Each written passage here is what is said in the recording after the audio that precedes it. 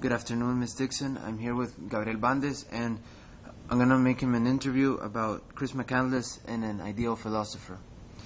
First, Gabriel, Chris McCandless is a modern philosopher who died in the 1990s. He believed in the idea that society represses man, and that man should be able to follow his own path. He fled to Alaska, meeting new people like the hippies or the old men, in search of answers in connection with nature, feeling it was man's path to do what an adventurous quest with nature and getting as far away as society as possible, making in some way healthy backfire against him or with him. So, Gabriel, what is your ideal philosopher? Could you describe him to me physically and intellectually?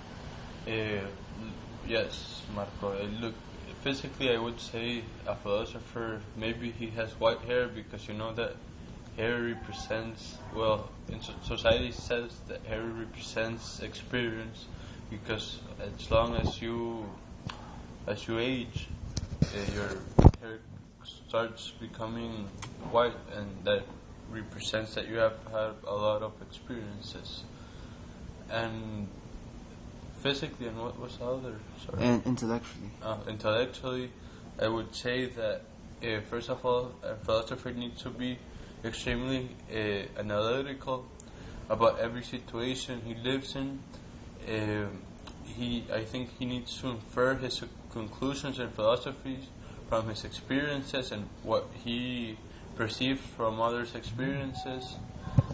And I think, as Chris McCandless says, he can't be repressed by anyone, only by his thoughts. Well, thank you. And what would you expect from a philosopher? I would expect a philosopher to follow his philosophies, not to repress from anybody, and mostly from society. That's what I would expect. Yeah. And what would you think is the lifestyle of a philosopher? Well, I think it's very interesting because you learn how to analyze things in a different manner, and you view things in a different way than most of the people view them. You know that from every little thing you can infer important information, and that makes it interesting, and interesting, I would say. Yeah, and would you agree that modern philosophers exist? If so, why? Yes, they do. I think why, I would say because there are people that think differently, and because of their way of thinking that differs from the rest of society, they're not living under the same circumstances of the society. They're living under the philosophies they adopted, as I said before, from their inferred experiences or perceived experiences from other people.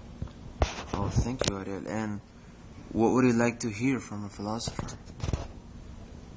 Well, his philosophies and his experiences, his personal experiences, because I know they really know how to take advantage of them, and I would like to hear how their experiences have influence in their life, so maybe I can also relate them to mine. Well, based on your responses, I think you would agree that the core of man's spirit relies in his experience. Yes, sir. Oh, I believe that. thank you very much, Gabriel.